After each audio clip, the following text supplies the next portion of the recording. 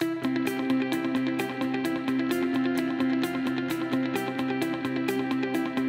ready for your daily dose of WordPress and web development tips, tricks, and insights to help you find success with WordPress. You're listening to WP the Podcast with your hosts, David Blackman and Tim Streifler.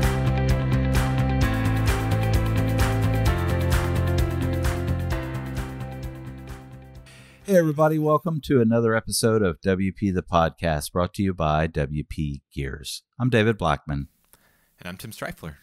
Today we're going to discuss whether or not you should be using sliders in clients' websites. And I'm not only talking about sliders in the hero section of a website where it's, you come to the website and there's this gigantic slider and it has lots of beautiful images that you can scroll through. But I'm also talking about sliders throughout the website. Sometimes you'll scroll down a home page and there'll be a section there where people will have testimonials, for example, scrolling in a slider. Should you use sliders, period? And I hate to say this, I'm going to be the Debbie Downer of the podcast episode. And all of the data, I'm a data-driven guy. I want to know, what the metrics are. Do people actually click through? Are they going to the second, the third, the fourth slide? Is it effective? And as awesome as they look, and I'm going to tell you, I absolutely love giant sliders in the hero sections of website. The reality is that they really don't work. People don't go beyond slide 1 to slide 2, 3, or 4.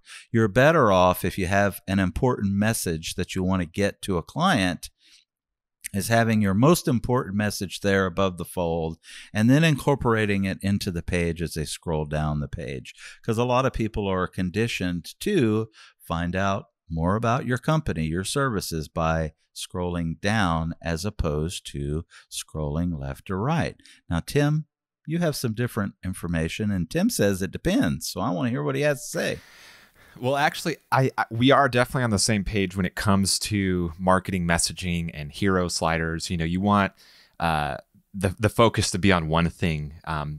And it's not just our opinion. That's what the data shows. This has been heavily tested, and there's data out there that you can look up on sliders that people don't click over, just as David mentioned.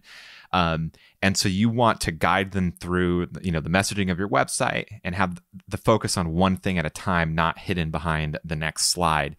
However, if you're talking about a image slider, for example, that's lower on the page and it's, showing something specific and it's just basically a design tool to not have to show, a ton of images, on top of each other, then I think those are okay because the point isn't about marketing messaging and, guiding them through, the focus of the site or the features or anything like that. It's being used for a specific purpose.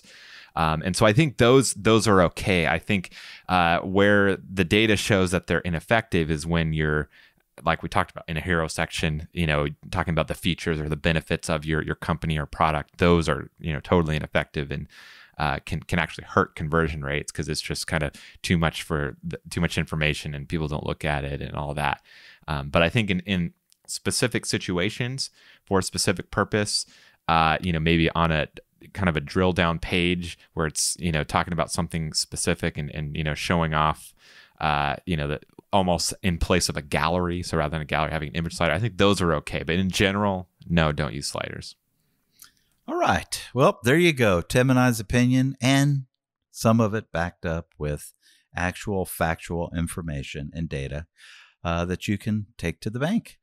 All right. Tomorrow we've got another great episode on WP the Podcast. If you are a new listener to this podcast and you haven't made a decision on whether or not you want to subscribe, I'm going to highly encourage you to go ahead and subscribe. If you've been listening to it for a while or a couple of episodes and you really like what you're hearing and you're loving it, leave us a review. That's how people find us on iTunes. You come up in searches a whole lot better. That's their algorithm. Their algorithm for podcast is podcast reviews. They figure if people are raving about how awesome the podcast is, then it must be great, and we need to show it higher versus all other WordPress podcasts. So we would really appreciate it if you left us a review. And hey, if you don't like us and you know, we're doing something that you feel like we could do better, we take constructive criticism and feedback back as well. Head on over to wpgears.com. Leave us a comment. We'd love to hear from you regardless. So, Tim, until tomorrow, we'll see you then. Take care. Bye-bye. We've come to the end of today's episode of WP the Podcast. Join us tomorrow for more daily tips and strategies designed to help you run your WordPress business toward success. Remember to subscribe to WP the Podcast so you can stay up to date with each episode. And don't forget to rate and review us. We'll see you again tomorrow right here on WP the Podcast.